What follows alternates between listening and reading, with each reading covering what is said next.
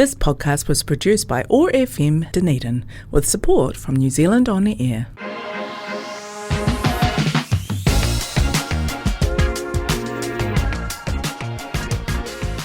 Welcome to the OI podcast, the Otago Institute podcast, shouting out the arts, sciences and mataranga Māori. We're chatting about everything, and today we have got the amazing Judy Zugish. Now, have I got that right? You did. You're excellent. I've been practicing all morning. So good morning, good afternoon, good evening, whatever time you're listening to this podcast, or if you're listening to it live at 2 o'clock on a Friday afternoon, good afternoon. I'm Dr. Barb, and I'm here in the studio. I have got Judy Zugish all the way from Marysville, Washington State. Wow. Kia ora, good afternoon, welcome. Thank you very much for coming along. Thank you for having me. I'm excited to be here in New Zealand. It's absolutely a marvelous place to visit and make friends. So thank you so much. Oh, it's going to be amazing. And we're very lucky today because we've got a panel in. So we've also got the amazing Dr. Bron Lowe here. Kia ora. And Dr. Maia Mistral. So we are just full of experts here. Kia ora, Barb. Kia ora, and thank you very much for coming along. So today we are talking about, I guess we're talking about weaving, we're talking about cedar, we're talking about a bit about art. We might throw in a little bit of science in there, and there's quite a lot of kind of perspectives. Not that any of us actually are First Nations or Indigenous folk. I think I'm right there. Absolutely. None of us whakapapa actually to First Nations, but I think we've had quite a lot of contact, and quite a lot of the weaving that we're talking about actually has connections into that First Nations culture there. So it's quite a collective interdisciplinary show we've got today, and we're very privileged to have Judy here all the way from Marysville, Washington, where she's come just visiting our amazing local weavers here. So are you having a good visit there? Yeah, it's my first time in Dunedin, and we're already talking about coming back. So fantastic. I must be having a good time. Yeah, you must be. Really good food, really good exploring, really good opportunities to fiddle with things. Have you seen some lovely gardens? I have. We just saw one this afternoon with Julie. And I had met her the other day when we were doing a presentation, so it was really fun to be able to go see her garden, and then all the things that you could handle and maybe turn into cordage and then weave with. And, when you're looking around places, so you're weaving mostly with cedar, am I right? No, actually I weave with all kinds of natural materials, but cedar was my first beginning place because that's the inner bark is the traditional material of the native weavers from all of North America on the West Coast. So that's where I first got introduced to bark, but I've never met a piece of bark I don't like. Oh, right. So you're not using the outer bit that we think of as the bark that you touch. You're using like the little thin layer on the inside of that. The inner bark. But because cedar isn't always going to be plentiful, and because it is used by First Nations people, I decided to develop my own bark peeling station, if you will, and started growing willow bark with that thought in mind. Wow. So your main material is willow bark then, for you personally, for your practice? So you haven't known me long, but my main material is anything I put in my hands that feels good. But willow bark is the material that I can raise, I can harvest, I can produce a good quality kind of material because I'm in charge of what it is from the ground up. Right. So you're actually cultivating it there rather than just sort of foraging it where you go. Yeah. And just for a little bit of comparison there, I might just swing around the table and say the same thing to Maia. What's your main material, and how did you? I know I know the answer to this. Well, my main weaving material is also willow, but we use the year-old whole stem. Right. We use that for very traditional basketry techniques. Yeah, and when you're saying traditional there, you're referring to a sort of a European tradition. Kind of traditions. So, and making baskets from that, and sometimes soaking and sometimes not soaking the. We always soak the willow up. It's dried beforehand. It's cut every year in the middle of winter. And talking to Judy, they have seasons for harvesting various types of bark as well. Right. Mm-hmm. So when would you harvest your bark? So when I first started experimenting with it and things. I was growing round rod willow, just like what Maia is, and using it for traditional work, stick and strand kinds of constructions. Yeah. And so the peeling of the cedar takes place when sap's rising, which is usually for us going to be the first month or so of warmer weather. Right. April so in it's North the start America. of spring, right? That's right. When That's the right. plants are coming When back the sap's rising. That's right. after the cold hibernating over winter. Exactly. So that's also the period of time that you start seeing what other plants want to release their bark. And so with me, with the willow bark, I discovered that it was pretty tolerant of waiting until I got a lot of the other plants into the garden. And I could start peeling it in sort of a practice. So for me, as soon as I get back to home state, that is going to be that's my peeling time. Yeah, because as we're going into winter here, you're going into into summer. So you're just having spring. So it yields during that period of time. But an interesting thing about it is in the morning when it's cold weather, it won't yield. In the middle of the day. When you say yield, what does that mean? What does that look like? So what I'm doing is taking a rod that I've grown for more than a year, which is what your traditional stick and strand is. I've grown it for 2, 3, or 4 years. Right. And I'm taking that stick from the base and I'm scoring it with a pen knife, a pocket knife, and then opening it up like a jacket. So it's yielding off of the center stem by peeling it away. So you cut horizontally across the base and then pull it up.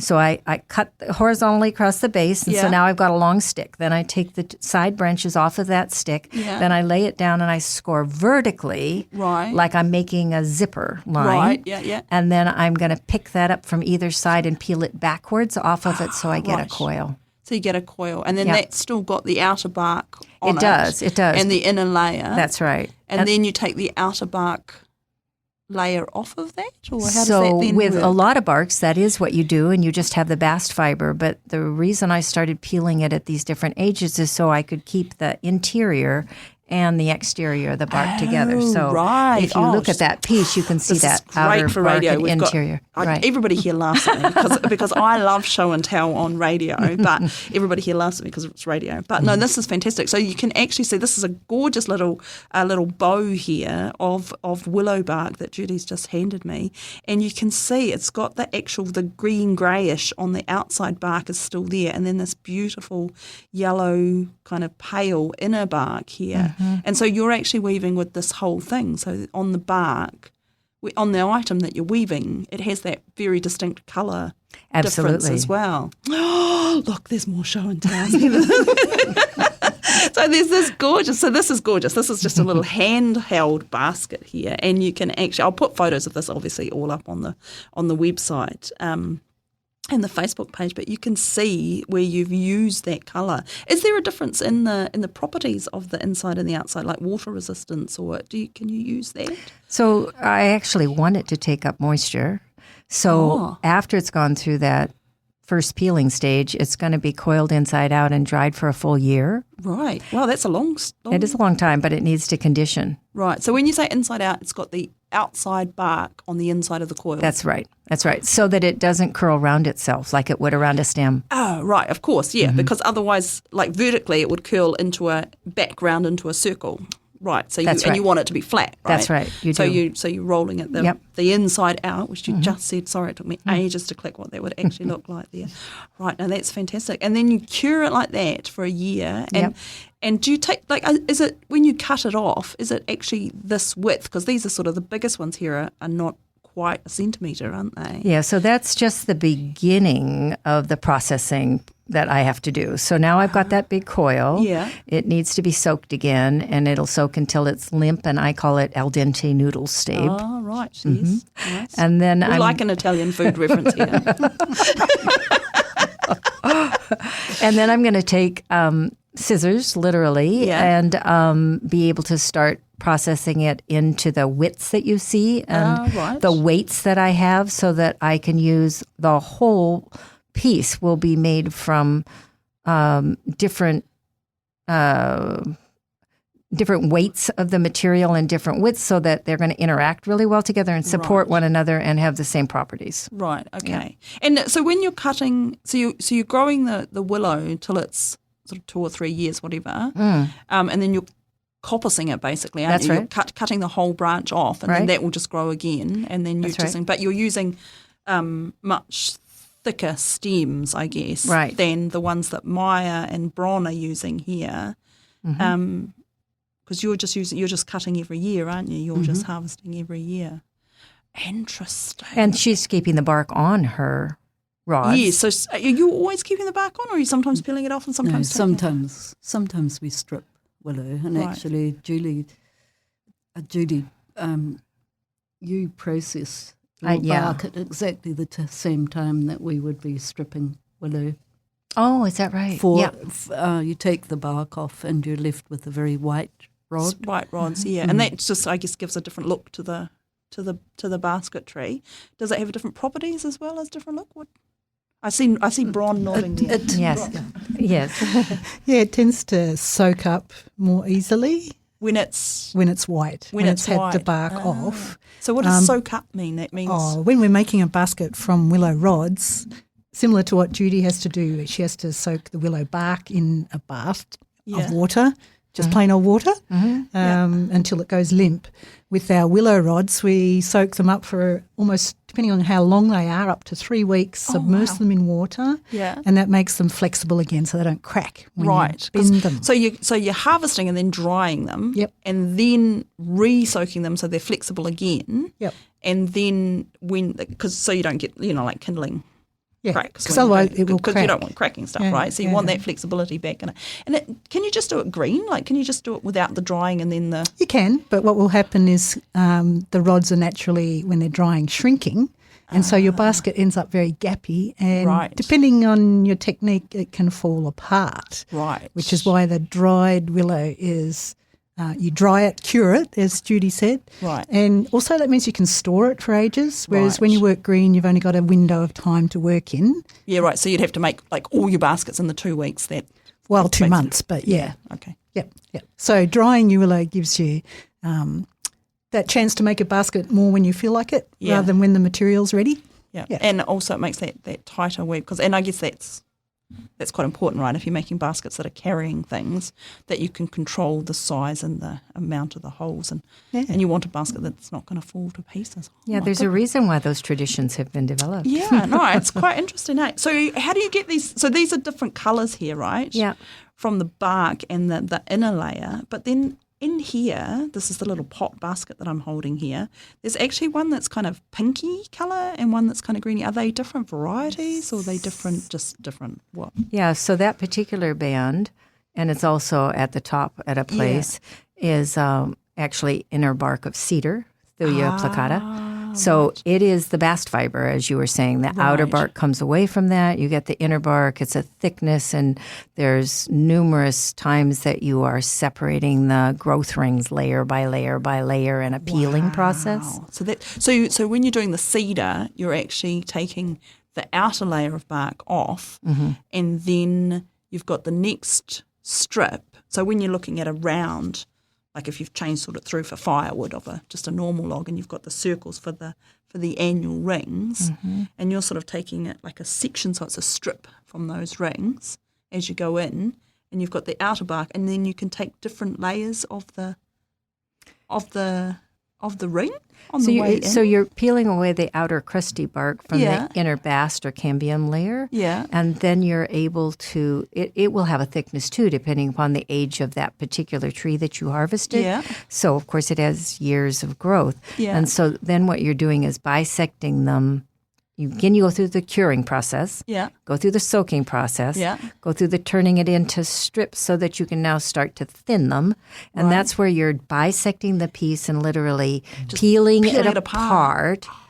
And you do that again and again and again and again. Wow. So how many strips could you get off of one bitch? It depends how skillful you are, because you make a lot of kindling in the beginning. Wow. Yeah, no, I can see that. No, it's fantastic. So when you're doing it with the cedar, are you actually, because they're not coppicing, right? It's a totally different type of tree. Right. So there you're just taking a strip off the bark and the tree continues to grow. Yeah. That's right, yeah? Yeah, the traditional method was a standing tree, Yeah.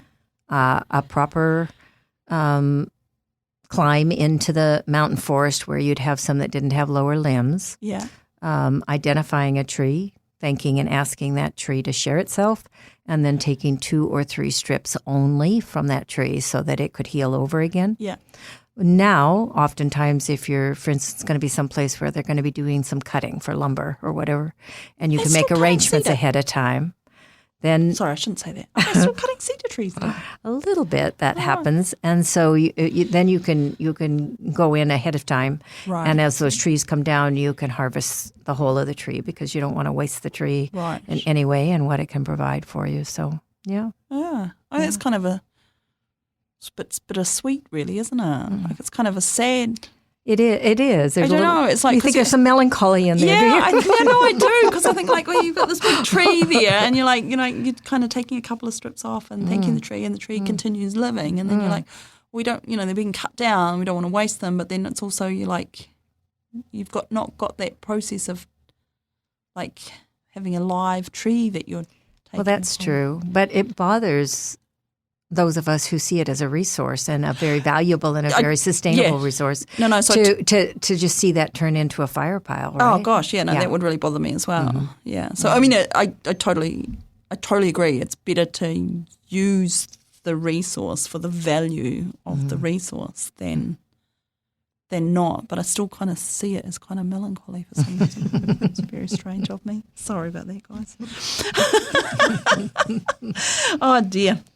Right, so I was just going to introduce Bron here and how you came to be in this group here, which I think goes back to maybe Maia's thesis and the Willow. Yeah, so Maia and I crossed paths in 2011 or 10 or something like that, when Maia was starting out with her, well, you were halfway through your PhD at that stage. Yep.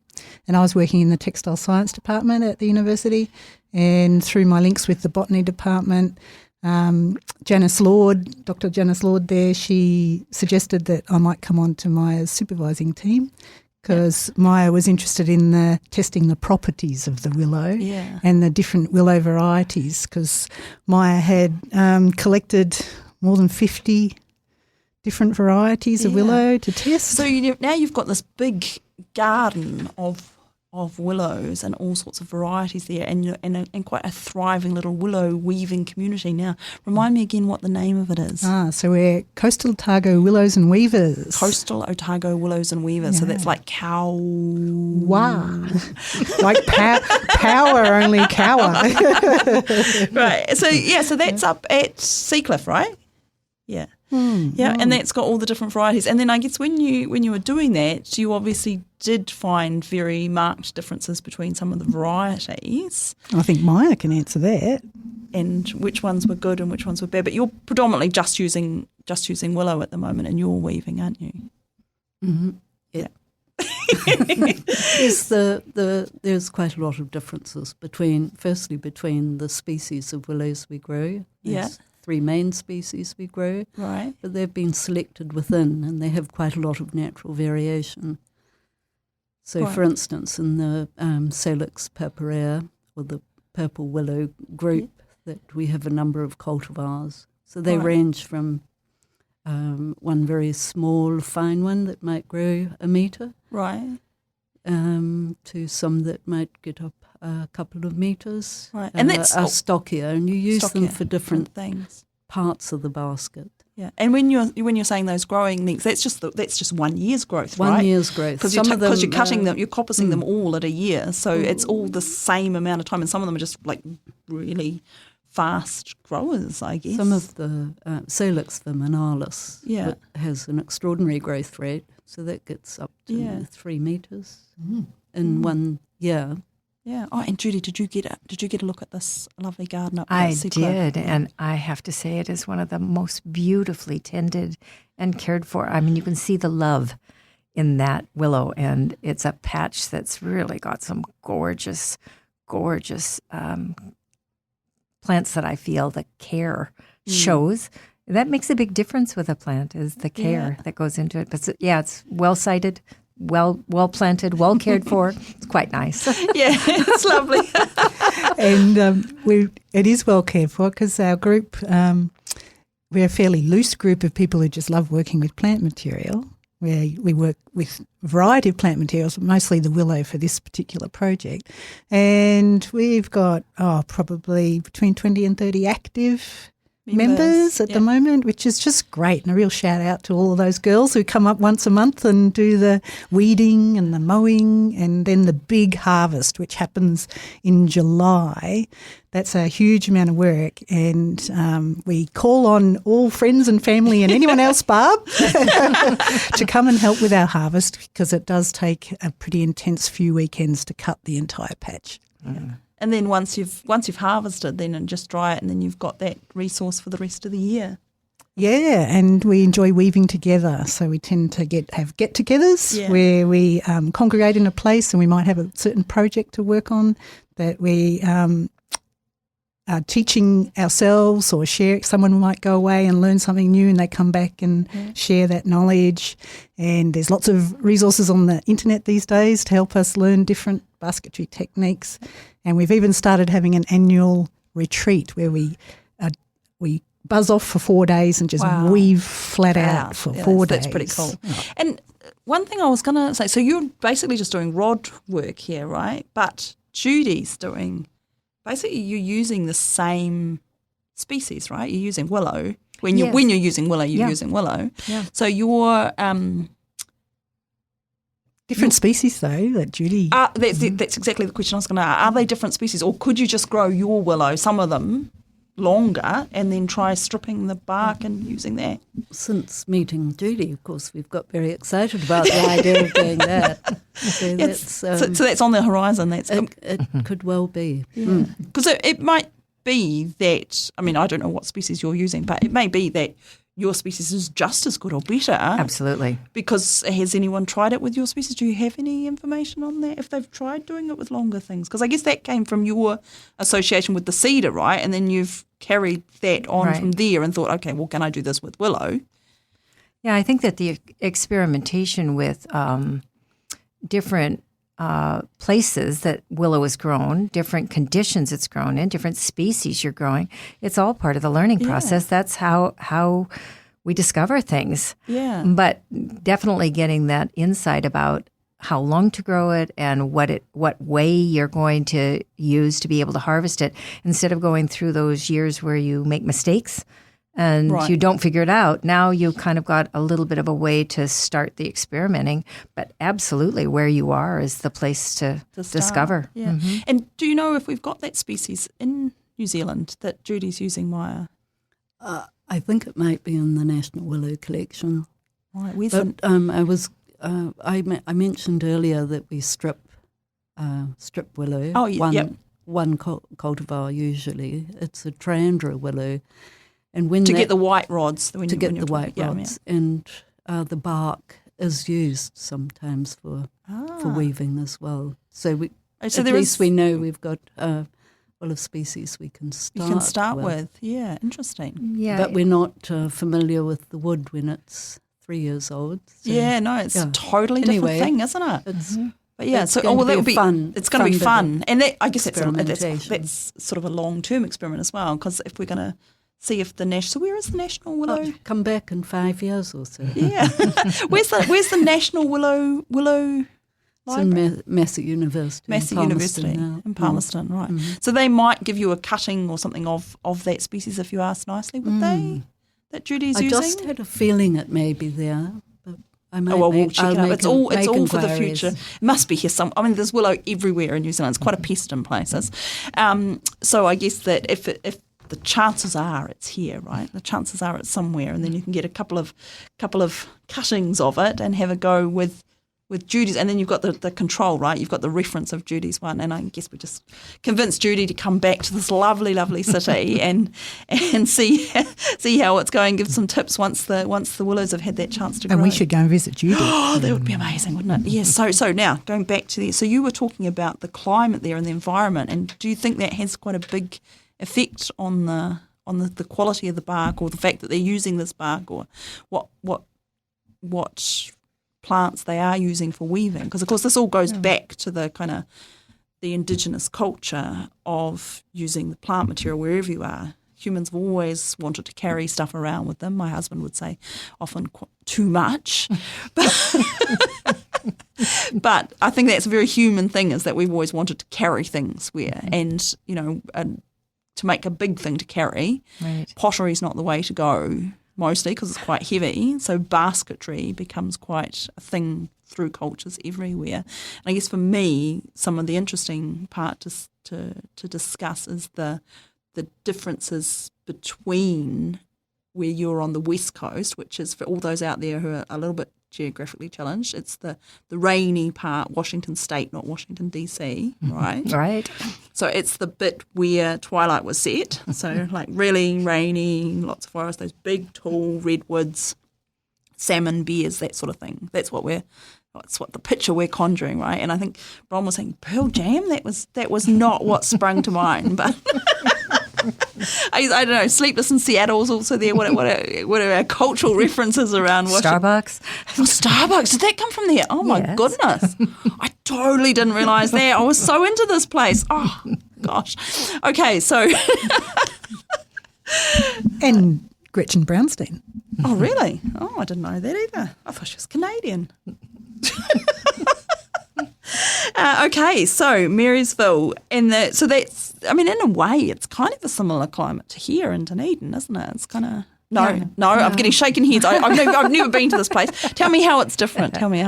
Well, the lushness that I see here and the plant life, I recognize a lot of the plants because they've become some of the exotics for us. So yours look really sturdy and they've really naturalized and they're abundant. And of course, for us, it's like a tiny little piece that we're growing because it's a novelty and it's into the nursery trade and so on. So I do recognize a lot of the plant life and what its conditions are, but we are much colder. And I do think that most willows need to have a dormant season, a good long dormant season. Right. It's part of what makes them have the quality of slower growth and less pith in the center and so on. So all of that exudes the same kinds of properties to the bark is what I've learned over time. Right. And I'll just say that on that climate, you showed us a photo of your willow sculptures in the garden covered in snow. So this is true. A lot more snow than Dunedin gets. Yeah, that's true. And I guess that, Dunedin,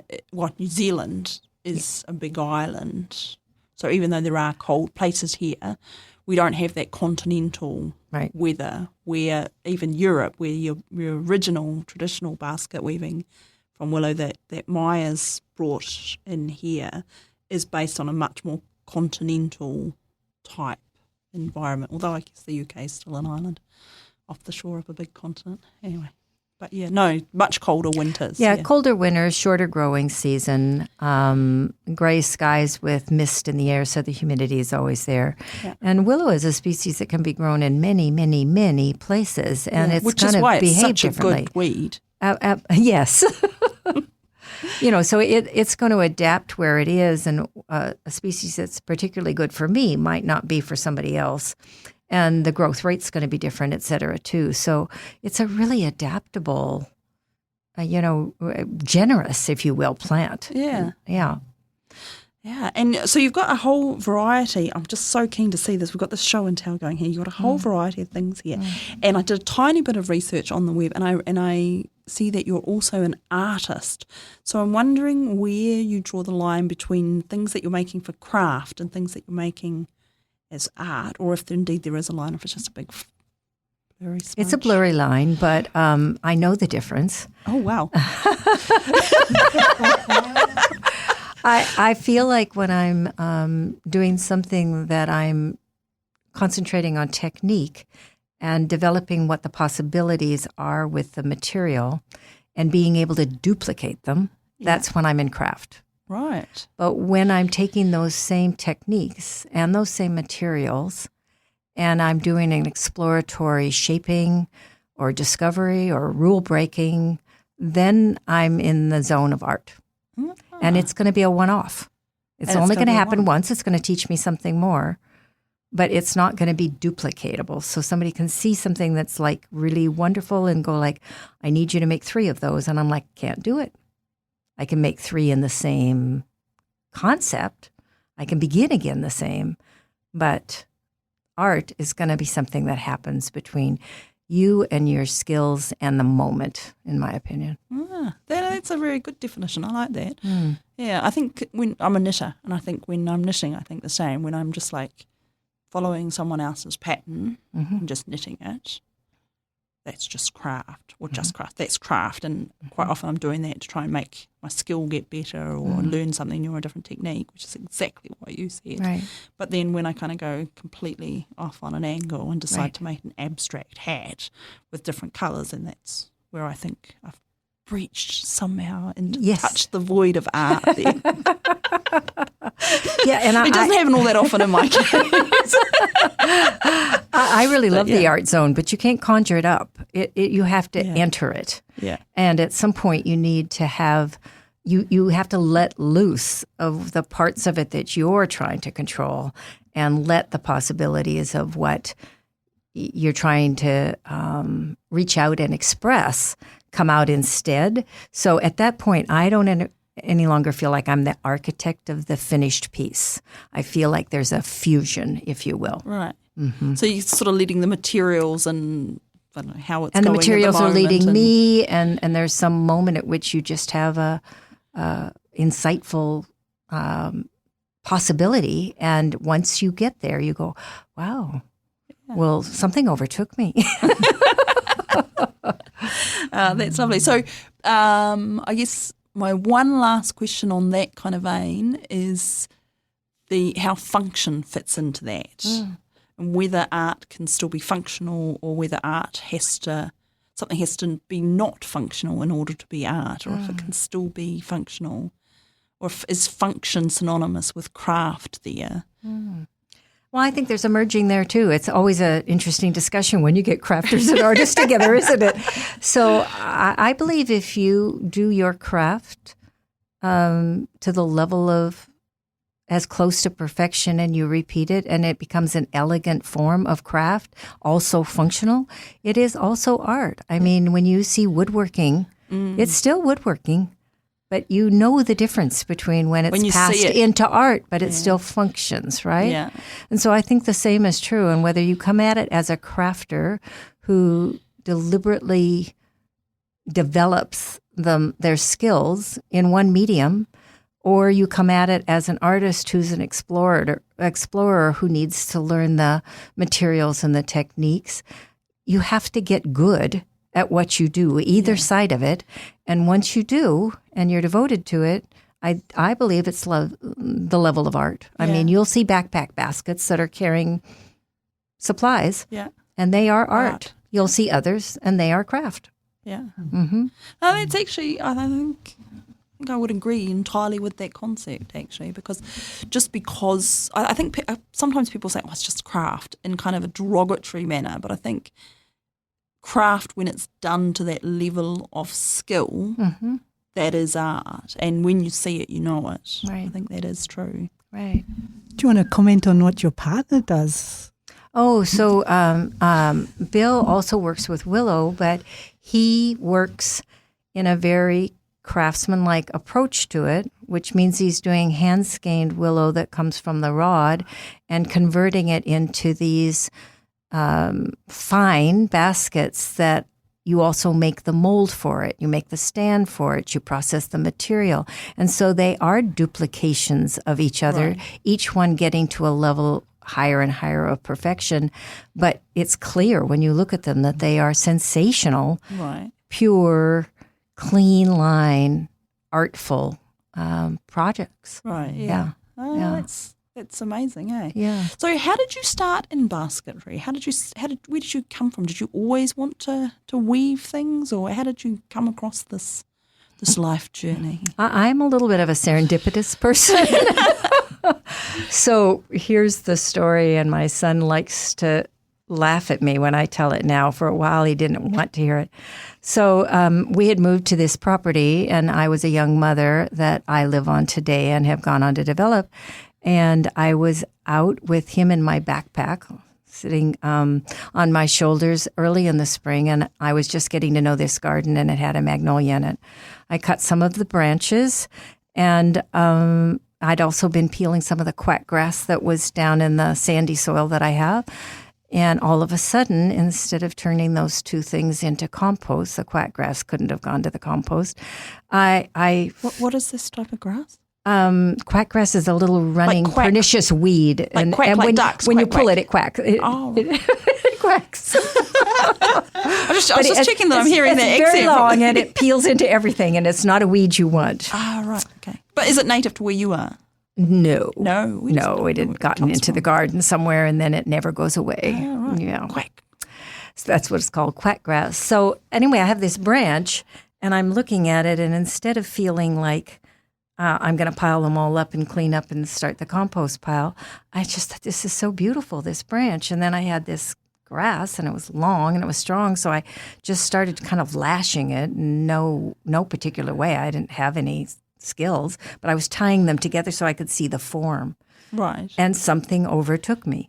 Right. So were you previously already an artist? I was already doing some off-loom weavings, and I'd done a lot of dried flower arranging and things like that. And I was always a stick builder, if you will, but not an artist per se. And so I took my son, who was an infant, off my back, dug a hole in the sand, and set him down in there where he would be safe because he wasn't yet a walker. Right. Oh. And sat on the edge with my quack grass and my sticks, and just got lost for a couple of hours in the garden and came up with a form. Right.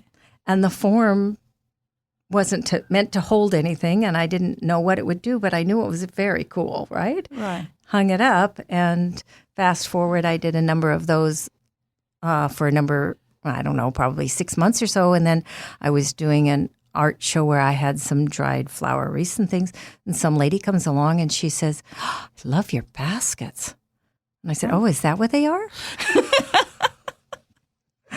And she said, "Well, yes, they're not functional in the form of a bread basket or something, but they hold form and space and light." And she got into all this art speak, and I'm like, "Oh, okay. I might need to learn something about what I'm making." No, I set about for the next 10 years to really diligently study it with people who were experts with their materials and their techniques, and to form a forum where we could have people come in and learn together, much like what Bronwyn and Maia are talking about too. So, So who were you learning from then? Well, I had been asked, because I started doing some really unusual things, to teach at a basketry school in Seattle that was kind of an alternative learning. And because of that beginning, I began to hear about some other people who were in the local region or across the United States that were good with what they did. And we brought in native weavers to teach us about the cedar. Right. Which was really great. And then eventually, somebody cast their eye on me and said, "Can't you do this at your place?" So now that's going to become where you've planted the willow and you've started the process and so on. So we were finding people across the United States, some of them with a long tradition, some of them experimental, some of them with special materials from the East Coast, and saying, "Okay, I want to learn about ash. All right. I wonder if Joanne can come and show us about ash." And, so that's what we would do for a long, long time. And Joe Yonezawa was one of our favorite people to come and teach for us. And he was marvel with bamboo, and his skills were extremely high. I mean, he's really celebrated. And so those levels of technique, materials, craftsmanship, long-term learning, that all just got imbued into the process of knowing more. And the more you know, then the more you're able to and experiment. The more you want to know as and well. The more you want think. to know, that's right. Because you just start like, oh man, there's that to learn as well, and there's that to learn as well. That's right. And it's just a never-ending rabbit warren of things to learn. You're right. Anyway, you've it's quite amazing. Eh? Now I've been wanting to ask about two specific art things or things that you've been making. One is the hats that I see. Whenever you type in cedar weaving, you get these crazy cool looking hats. Yes. Do you make the hats? I do. I've been making, I don't make the conical hats that you saw from cedar weaving. Right. I designed a willow bark hat quite a number of years ago that I've worn for 20 years all over. Wow. And does it keep the water out?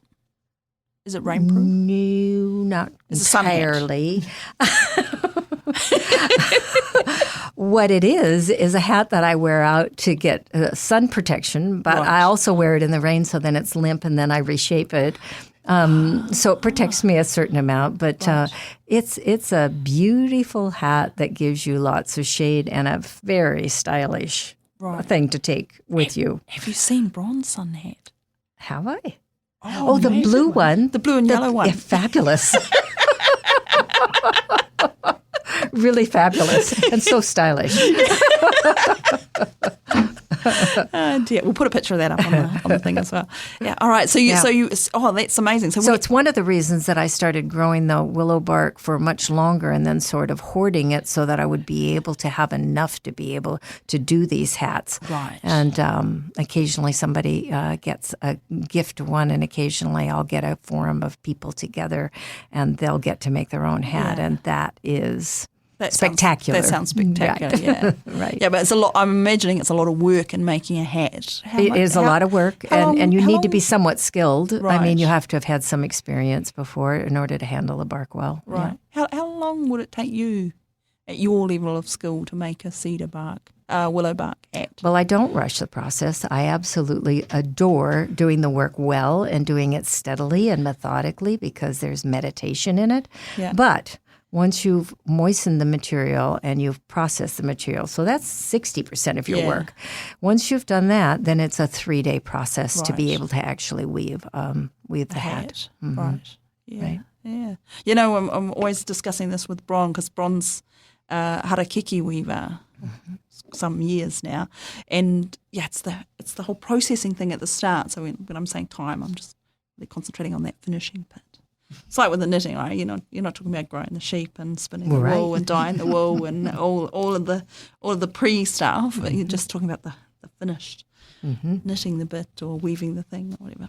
Yeah, it's the skill of processing that is really the measure of the work. Yeah. And quite often, and I mean this has probably been going on for as long as we've lived in societies, but that work gets. Sometimes it's done all by the same person, but quite often it also gets partitioned out either within a family, different people are doing different bits, or within a small community or a larger society, wherever we go. But they used to say that some of the very best cedar bark processors were actually blind because their hands felt the material properly. Yeah, no, I can see that. Oh, God, I'm terrible. Sorry. And the other thing that really intrigued me was I saw pictures of walking sticks. I wondered if you could tell us about the walking sticks, because it never would have occurred to me to make a walking stick out of the bark. Yeah, that was another thing so that was that art crossover thing. And it often becomes a storytelling process for me when I invent a new piece. It's not like I set out to make a walking stick. Right. It's like what happened brought me to make the walking stick. And what happened was, this is fun. Dad won't hear this on the radio, but this is fun. This is the story of the walking stick. So when I was a child, I grew up on a beachfront, which was wonderful, and we'd spend our summers there, and I would go out walking early in the morning with my dad.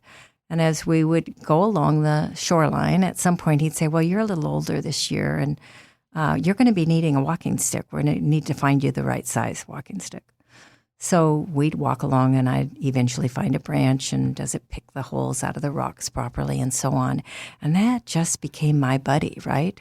That whole summer, I would have that walking stick, and it would be in the corner of the cabin space, and it was mine. Sometimes I'd whittle on it, and who knows what. So fast forward. Huh? My dad is now going to spend some winter season when he's going to be along with Mom in Indio, California. And he says, I think while I'm there, I'm going to take my bike and I'll probably join a hiking club. So I said, well, Dad, you'll be needing a walking stick, right? And I had meanwhile been peeling my willow, and I had these beautiful blanks that were this pure white inside. And so I asked him to choose one of those, and he looked through them all and he found the right stick. And then I said, can you leave that with me? And I spent the next 6 weeks or so conjuring up this way of using my western red cedar, some Chamaecyparis nucatensis, so that's yellow cedar, and also some cedar that I had blackened at that time. That's what I was using, so I dyed it. And I wove this handle on this stick for him. And then I invited him to come up and see the stick and see what he thought. And it still fit his hand just right, and it was really great. And it had these long tassel-like pieces on it. It looked really cool. And I said, well, Dad, I haven't quite finished it, but I like these long tassels. Do you like them? Well, he says to me, they're kind of a girly thing. Oh, dear. So I had to finish the stick clean, of course. But right. the tassels, now they were a part of this piece. They had been since I began the design. Right. So I had to figure out a way to use those short pieces and create yet another place on the stick that was woven. And I used different patterns in each of those with the same 3 materials. And that became his stick. Wow. So it went off to California, and it went on a hiking thing, and you're going to love this. I get this note in the mail, I don't know, a couple of months later, and it's in his little handwriting, a little 4x4 sheet.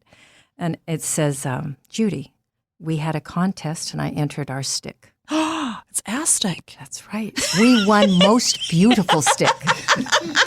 We won most original stick. Oh, wow. We did not win straightest stick. Well, it's better to be original and beautiful than straight. I Isn't it? love that note. I have that note and I have that stick, and I thank you, Dad. Yeah. Oh, no, that's fabulous. No, that's a fabulous story. Thank you very much for sharing that with us. Wow. So the structure of the stick is still a stick. Is that right? And It's a peeled willow stick, but it does go down, and it's a slant one. So he really chose one that had some originality to it. Yeah. And it's true, actually. I'd forgotten that part of the start of your story. He chose the stick. So the fact that it's not straight is entirely on him. Completely. He didn't want to win straightest stick. Yeah. Oh, dear. Oh, no, that's good. Yeah. So have you been making more sticks since then? So they've become a real rite of passage sort of a thing. And so when my son graduated from university, I wove him a special one. My granddaughter has one. Family members, when they reach a significant birthday, they often do, or they have a significant achievement. And then I've gone on to share that stick by teaching it. Right. And again, getting that personal sense of the story that you weave into it, because it's very meticulous and fine. And so you spend a lot of time with yourself relating to this stick, and then they become your buddy. I know that's pretty cool. Yeah, Thank you. thanks. Yeah, no, that's really cool. Are you girls gonna make sticks now? Woven sticks? I wouldn't mind a walking stick with a little woven handle on it. We're all getting a little bit older now. But unsure. I'm just going to we've got about 10 minutes, not quite, left in our podcast today. So you can actually take this podcast and give it to all the folks and family back home. I'll give you the link and you can that'd be great. Share it around with everyone. It's all there. It's up on Spotify. It's on Apple Podcasts. You're assuming I understand all those words. I'll send you the link and you just click on the link and then it pops. I do it with my dad and he's the same. He won't do text messages, but he can click on the link and listen to the podcast. And he said the other day, because he's driving from here to Wanaka, which is like 4 hours drive, he says, I can't make it stop though. So apparently he gets sick of listening to my voice all the way up the road. Who would have thought? Anyway, I can see on the table here it's covered with all these gorgeous, tiny little baskets. But they're all in different styles, they're different shapes, they're different colours, they're different textures. And I'm wondering, are these like miniatures or big ones that you make that you just bring for show and tell? Or are these, in fact, ones that you make this size to be this size? So I work from everything quite large, like living willow structures, to teeny tiny Do you do things. those ones where you make like a living chair and then people sit in them? I have done. They do get away from you if you're not pruning them enough. Oh, wow. They amaze. I see them on YouTube all the time, people do it, and they amaze me. They're so cool. Sorry, I'm interrupted there very rudely. It's all right. Yeah.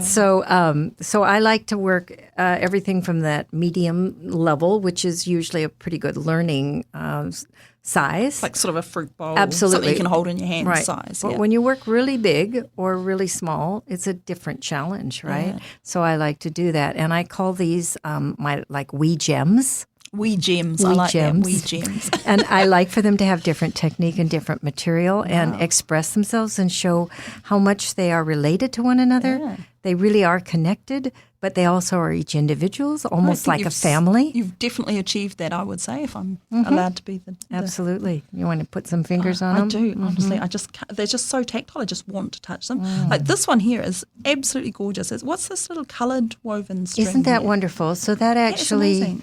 that is actually a piece of fiber that came out of Africa when I was visiting with a friend in Denmark, and she goes to Africa quite often, so she's also a weaver. So that's just an unknown in that way. Wow. Isn't it wonderful? But it is plant fibre. That's very fine, like a braid of red, white, and it's definitely quite a an emerald natural green. Mm-hmm. And then I guess this is your cedar at the top here again, and your willow bark is the spokes. Is that right? Yeah, so aren't you getting knowledgeable? And then a little shell for the little clasp. So on this the front. series all have the little these they are do some too. of my, oh my goodness, I'm looking. some shells from the beach that I was telling you about. How gorgeous. Look at that. They've all got their own little things, so they're all linked They're together. related. Mm-hmm. This is beautiful. So is this the red cedar and the yellow cedar, or is that some sort of a reed? That's skein Look willow. at the bangle. So that's what you're looking my at is goodness. this red cedar and skeined willow. So this is skeined willow. Yeah. So what they that's call that skeined. interior rods like I was telling you about that Right. Bill Yeah, does. I meant to ask you to clarify what skeined willow means, because I know what a skein of wool is. And then I was thinking, how do you make a skein out of willow? Wow. Oh, that's amazing. So that is the peeled rod of willow. That's then been split split into 3 equal wedges. Wow. And then the wedges are taken off through running it through a planer, just a tiny little shave at a time, and then a sizer and a planer and a sizer and a planer. 21 times to make a skein, a single piece. Why do you do it 21 times? Because that's how many it takes to make them thin enough and small enough and refined it's enough always to do 21. this. It's always No, it's sometimes 17. It's sometimes 28. You just said 21 with such definitive 21. Wow, no, that is amazing, that bracelet. Wow. Gosh, I don't know if any of these are going to make it back into your bag. Oh. Right, so this is skeined willow and red cedar then, this one with the same little shell. Yeah, oh, lovely. good and identifying. the inside of this is... It? That is the red cedar on the inside of the bangle that you can't see, is it? No, it's actually not. It's a core fiber that we create. Oh, right, okay. Just stop asking questions. Wow, and so this here is again. This is the red cedar, and then the black. That's actually waxed linen, which has gotten into the basket maker's lexicon in the last probably 15 years or so. And and that's quite often used here when you see people with punamu, and then the cord is made from waxed linen. I think I'm wearing one right at the moment, actually, with exactly the same. That's beautiful, isn't it? And then this one here.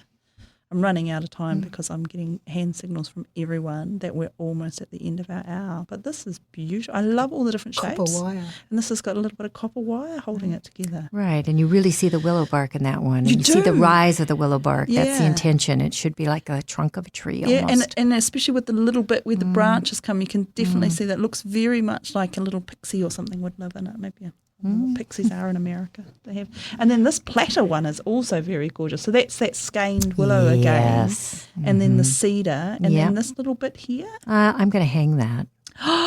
Right. And what is that? That's wax linen Wax again, I linen think. again, Yeah. but not black. There you go. Right, I'm getting the real hand signals here. I am going to say thank you very much, Judy. If there's a last 2-second word that you'd like to add in there, please add it in. How do I say thank you in New Zealand? Oh, ka kite. Kite? Ka kite. Kite. Kia ora. anything along those lines will go. And thank you very much, Judy, for joining us. Thank you, Maia and Bron, also for coming along. I think we'll have to get you two both on again at another stage to just talk more in depth about your own backgrounds and everything there. But it has been amazing seeing all these beautiful, beautiful little baskets that you've made here, and just hearing about this willow and cedar and all the kind of technique behind it and the art there. And thank you very much for coming along. Thank you, Barbara. And I have a tiny koha here for you, a beautiful tote bag made from one of our lovely artists here in Dunedin, Madison Kelly. And Madison works at Orokonui Eco Sanctuary, which is all about growing the beautiful things. And there's a pā harakiki there that grows the weaving fibre. And she's made this beautiful drawing that goes on the tote bag. It's a lovely tote bag. Oh. So that is for you to take away. Ah, how brilliant. There we go. Ka kite. This Mate, will you get can to listen some to the really OI podcast, a shout out for the arts, sciences and mataranga Māori. You can support this podcast by becoming a member of the OI. Check out the Otago Institute for Arts and Sciences on Facebook or our website. If you'd like to listen again to this episode or others from the series, look for the OI podcast on OAR FM's website, oar.org.nz. Brought to you by the Otago Institute for Arts and Sciences, the Otago branch of the Royal Society of New Zealand. This podcast was produced by OAR FM Dunedin with support from New Zealand On the Air.